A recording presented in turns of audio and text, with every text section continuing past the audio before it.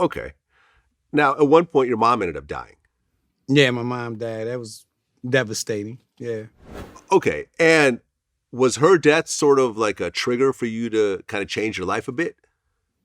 Yes, it did. It triggered me off to change my life because after she died, she had a what they call a rib remit of her death, and she put us all together, and because she had a blood vessel bust in her head, and she went into a coma. She said, "I want y'all to be strong and strong family and pull together."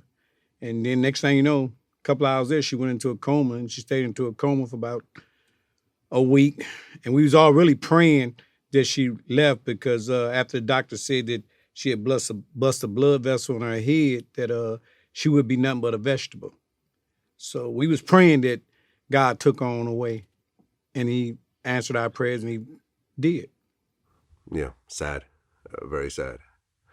Well, at one point, I guess you got into it with your father, and Yeah, he forced you out of the house. right. Matter of fact, yeah.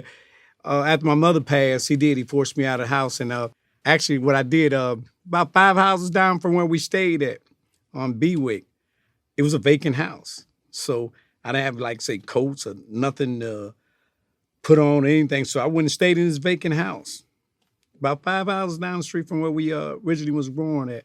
And I went and stayed in the vacant house and decided to do something different there after my father put me out.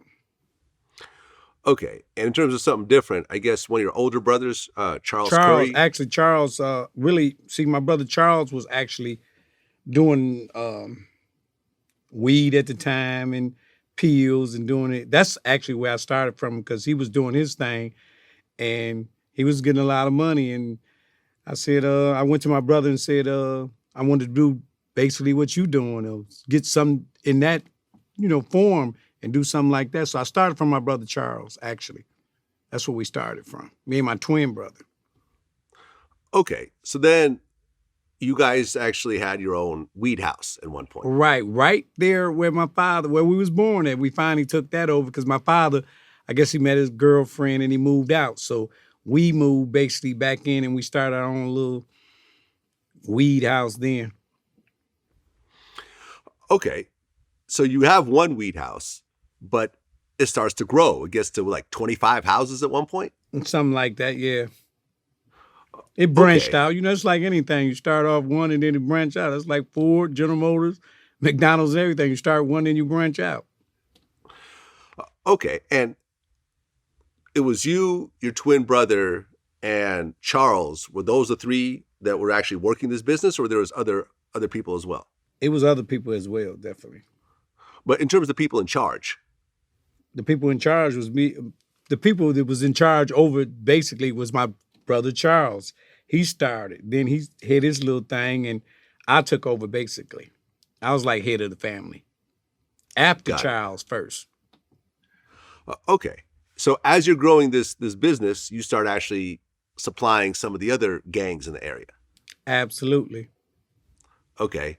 And I mean, Detroit had an interesting kind of mix of crews. There was Young Boys Incorporated. Right. They was West, yes. Mm-hmm. The Pony Down Gang. They was West. Best Friends. They was East. Chamber Brothers. They was East. And then Demetrius Holloway and Maserati Rick. They were East. Okay. And I remember I interviewed Jalen Rose, who grew up in Detroit. And he was talking about how he grew up around Young Boys Incorporated. Right, that was West. That whole thing. Okay. Did you know Jalen Rose at all? Not really at all. I only knew like basically Tommy. He was East. Jalen was West. Tommy was East.